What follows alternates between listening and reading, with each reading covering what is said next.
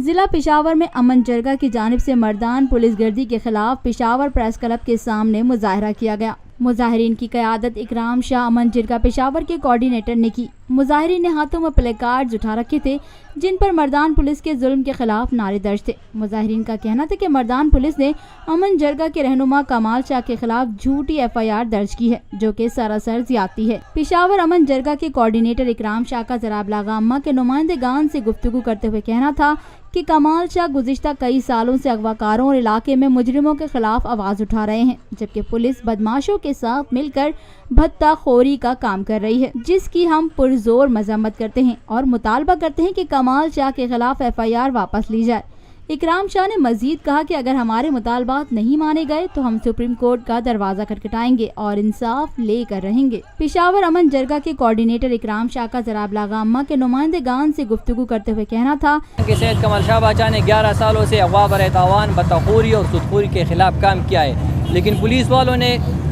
बजाय उसके कि सैयद कमाल शाह बाचा की मदद करे उसके खिलाफ एक झूठी FIR अगवा बर तावान की दर्ज की है ताकि सैयद कमाल शाह बाचा इंगेज रहे।